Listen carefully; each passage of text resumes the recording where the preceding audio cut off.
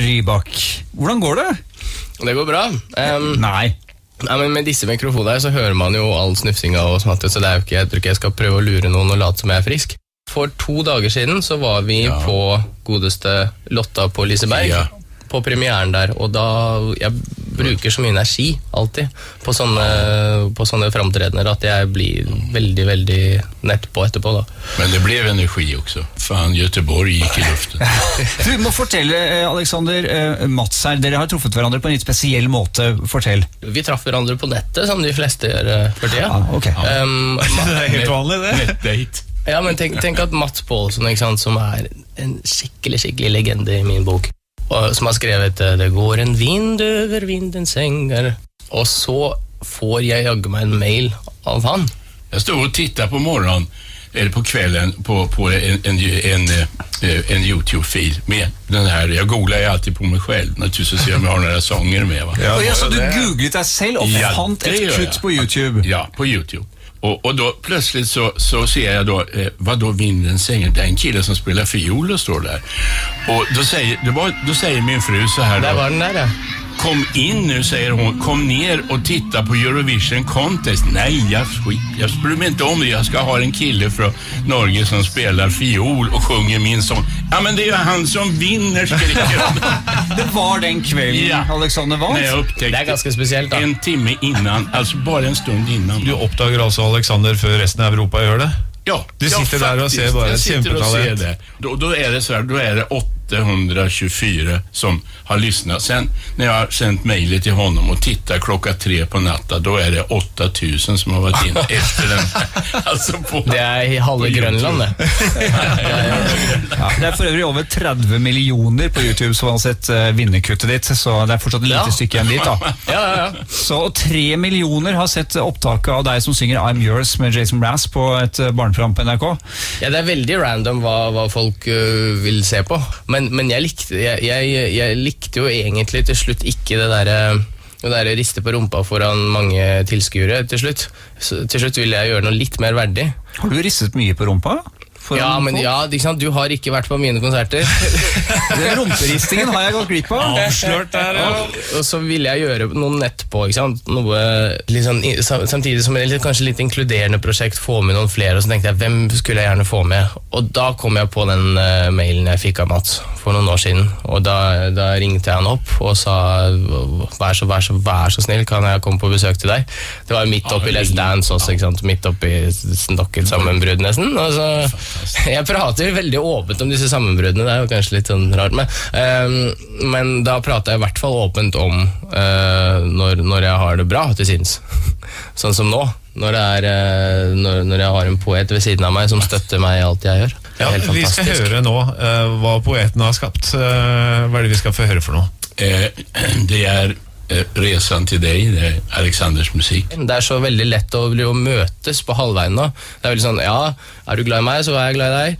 Men tenk å bare tørre å gå alle 100 mila til den personen man liker, og det handler denne sangen om.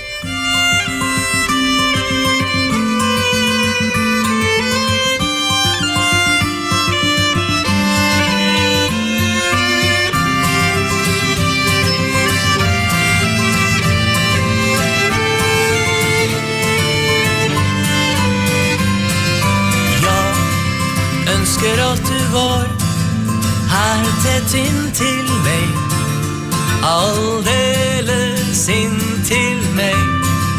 Holder jeg din hand, så kan du forstå meg, som jeg tror du gjorde da, i en lykkelig stund, før du for din vei, hva jeg savner deg. Men jeg vil gå fram til deg, var enn du er, vil jeg være der, og jeg vil vandre om det så blir, at jeg skal gå til tidens slut, til tidens slut.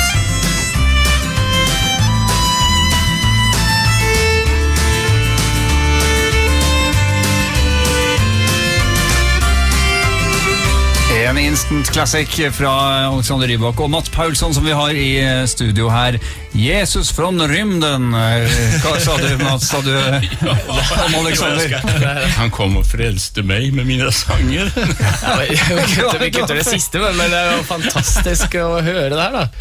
Ja, han ble frelst til slutt. Det var ikke livet, men... Ja, du tar på et nytt navn til deg, ikke bare Jesus, det er også Alexander den store, skal jeg også kalle det. Ja, Alexander den litt mindre, hva jeg pleide å kalle meg. Den ryske store kungen over hele verden. Ja, du ser, han er her. Men du, den store russiske kongen over hele Ja, du verden, hva skal skjønner du... hvorfor jeg har fått med meg Mats Paulsson. Jeg får masse selvtillit. Bra, veldig bra med selvtilliten, ja. Hva skal du gjøre i sommer? Når jeg først har et såpass landlig prosjekt da, som visesanger, så har jeg veldig lyst til å da fikk jeg plutselig lyst til å begynne å loffe litt rundt igjen, og vi har jo fått noen tilbud, Mats og jeg, på eventer, og så skal jeg samarbeide med diverse kulturskoler da. Men nå har du begynt å bli mer selektiv på hva du gjør. Ja, og det er så deilig, fordi jeg føler meg mye mer proff nå som jeg bare har sånn 80-90 jobber i året. Det er mye mer proft enn å ha 400 jobber i året. For det hadde du en stund. Ja, det er mye deiligere å virkelig vite at man er forberedt allerede dagen før. Sånn at man bare kan kose seg med de man samarbeider med, og så neste dag så er det fullt kjør med masse overskudd, ikke sant? Men du har jo hatt en fantastisk konsert i ankomsthallen på Gardermoen, mener jeg. Så... Ja, og det var faktisk noe av det mest forberedte jeg gjorde det året. Da du etter finalen sa at ja, alle må bare møte opp på Gardermoen, så... Ja, den talen hadde jeg på i flere timer. Det var du sikkert veldig glad for. Jeg visste at jeg skulle vinne. Ja. Mats Paulsson sa det til meg. Og han sier at du er Jesus også. Så. Ja. Men Mats, hvis du skal på turné vet du, med Alexander, da må du lære å riste på rumpa. Ja, men jeg rister på magen istället. På magen, det er lettere for meg der. Ja. Tror jeg. Jeg var for ryste også. Litt rystedans. Du får være nye visen. Ja. Jeg skal skrive en ny til Alexander. Rumperyst skal den heta. Enden på visa. Med rumperyst. Vise på enden. Den siste. Ja. Ja. Tusen hjertelig takk for besøket, begge to, og en riktig god sommer videre. Ja, takk snälla. Takk. Skal du ha. Det er lett å snakke med dere. Spontane er dere. Jättekul å være med. Tenk meg å være med i norsk radio også. Det er stort for meg, vet du fra. Frokostgjesten ble servert av bakevareleverandøren Hatting.